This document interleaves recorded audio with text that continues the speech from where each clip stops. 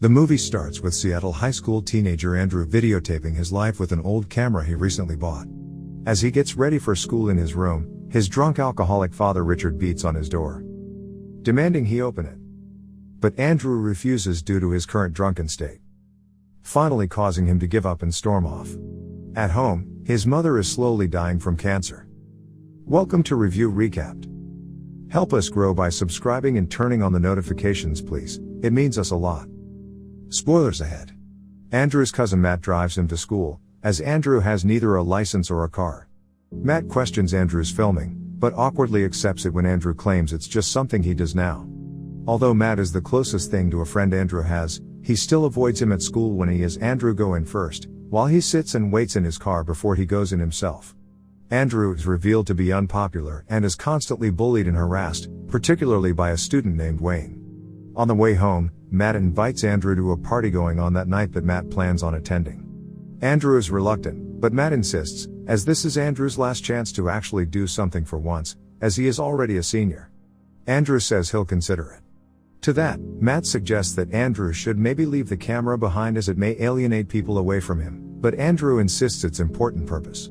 That night in Andrew's room, a drunk Richard bursts in and throws Andrew off his desk chair, instructing Andrew to open his bedroom door when he says so. With that done, Andrew decides to accept Matt's offer to join him at the party that night. At the party, Matt insists that he stray away from him and go socialize with people. Andrew's filming grabs the attention of Casey, who is also filming the party. Matt shows up and it is revealed that Matt has a crush on her as he attempts to make a move on her. However, as the party goes on, Andrew's filming gets the negative attention of a drunken attendee who thinks he's filming under wrong circumstances, and Andrew leaves the rave, despondent. Approached outside by Steve, the school's popular star quarterback and future politician, Andrew is persuaded to join him and Matt records something strange. The pair of them have found in the woods nearby, a hole in the ground that emits a loud and strange noise. The three enter the hole and discover a large, blue, glowing, crystalline object. As Andrew films, the object turns red and the group is stricken by nosebleeds and pain. The camera cuts out. Weeks later, Andrew records himself with a brand new camera, Matt and Steve, as they display telekinetic abilities, able to move objects with their minds, but suffering nosebleeds when they overexert themselves. They return to the hole, but find that it has collapsed and that the sheriff's department are sealing off the area for safety. As he drives with Steve in his car, the two bond. Steve also questions Andrew's filming habits, believing it sets up a barrier surrounding Andrew. Andrew thinks he probably wants that. Andrew opens up to Steve about his unhealthy home life with his sick mom and drunk dad. Later that night in Andrew's room, we hear Richard loudly arguing with someone over the phone, revealing that he is financially struggling to keep his mother healthy. As their abilities continue to grow more powerful, Matt theorizes that their abilities function like a muscle, becoming stronger with use. The three boys develop a close friendship and begin employing their abilities to play pranks, such as scaring children by levitating toys at them at a market and moving cars around in a parking lot, confusing people when they return. However, things go too far when Andrew levitates a rude trucker off the road and into a river. Although Steve saves the man from the river and Matt calls the authorities to take the man into medical care, they are shocked and outraged that Andrew would carelessly go that far. Andrew doesn't understand their anger. Matt reminds him that he hospitalized a person. As a result, Matt establishes 3 rules. They never use their powers against living things, they never use them out of rage or anger, and they probably should no longer use them in public. Despite Andrew's objections, he is overruled when Matt insists it's what they need now that they're growing stronger, and Steve agreeing to this. The next day we see Steve messages Andrew and Matt to meet with him. On the way, Matt clarifies that while he isn't mad at Andrew, he still thinks that they need to start thinking before they do anything now that they're getting stronger. Though they meet where Steve told, he is not immediately found, until Steve reveals himself to them floating in the sky, having learned how to fly. Though Matt has a harder time keeping up, Andrew is the first to immediately get it right. They go for a flight to throw a football, but a passing plane knocks Steve down and Andrew saves his life from a fatal fall. They agree to fly around the world together after graduation, with Andrew expressing an interest in visiting Tibet because of its peaceful nature. Matt goes to Casey's house and attempts to make a move on her by claiming he's not the smug nerd he used to be.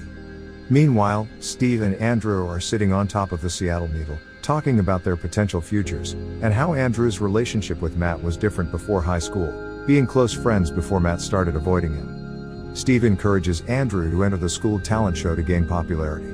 Before he goes, his mother shows her admiration of his friends, but his drunken father is suspicious of how Andrew is getting to school without Matt giving him rides. Believing he's up to something, he tells Andrew he's onto him. At the talent show, Andrew amazes his fellow students by disguising his powers as an impressive display of magic tricks, juggling, and tightrope walking. That night, Andrew, Matt, and Steve celebrate at a house party, where Andrew is the center of attention. After drinking with his classmate Monica, Andrew and her go upstairs to make love. Casey is at the party as well, and they hit it off as Casey invites Matt to go elsewhere with her. Meanwhile, Steve goes up to congrats Andrew for his success, but he hears Monica scream in disgust as she bursts out of the room with vomit all over her. He goes in the room to find Andrew sitting in humiliation. Steve tries to console him that stuff like this happens and it's nothing to worry about, but Andrew angrily forces him out of the room. Andrew becomes increasingly withdrawn and hostile. His father eventually discovers Andrew's camera, and berates him for keeping such an expensive item to himself while he financially struggles.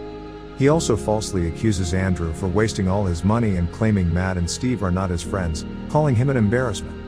Andrew reacts back, calling him an idiot. This further enrages Richard into physically attacking him, and Andrew uses his ability to overpower him, throwing him against a wall, claiming that he can crush him if he wanted to, and throws the defeated Richard to the ground. His outburst inflicts nosebleeds and pain on Steve and Matt. Matt ignores the nosebleed to have sex with Casey, but Steve is drawn to Andrew, who is floating in the middle of a storm. Andrew asks how he found him, and explains how the nosebleed drew him to him. He notices Andrew's black eye, and realizes his father did it to him. An emotionally distressed Andrew tells him to stop acting like he cares about Andrew's situation, believing Steve was never his friend from the beginning. Steve reminds him that he's always been there with him and Matt, but Andrew grows increasingly frustrated, constantly telling Steve to leave him alone until Steve is suddenly struck by lightning and killed.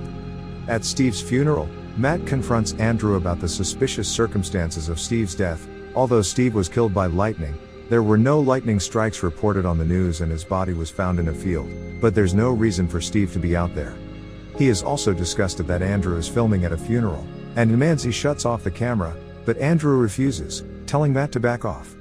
He denies knowledge or responsibility, but Matt doesn't believe him.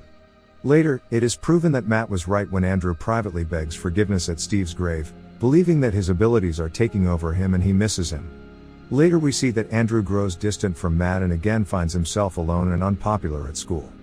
After being bullied by Wayne again, he uses his power to tear several teeth from Wayne's mouth. Andrew begins to identify himself as an apex predator, rationalizing that he should not feel guilt for using his power to hurt those weaker than himself.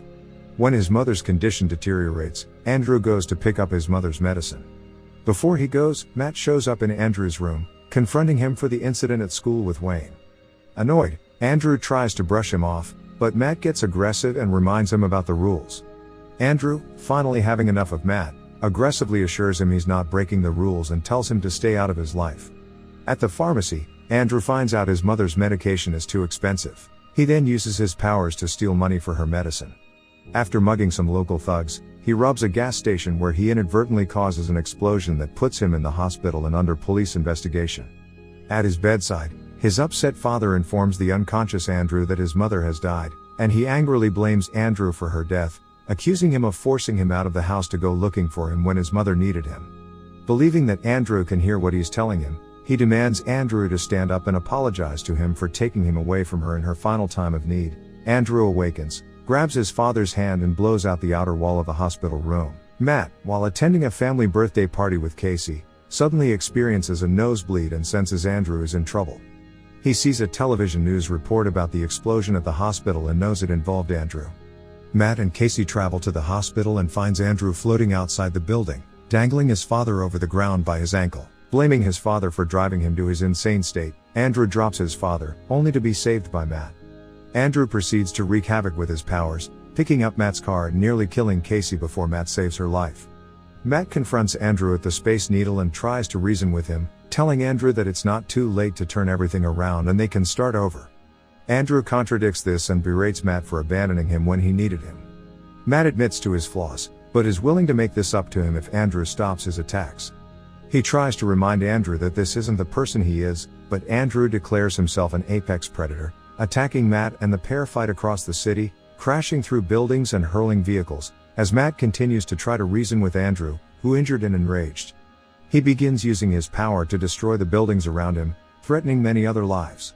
Unable to get through to Andrew, Matt tears a spear from a nearby statue and impales Andrew, killing him.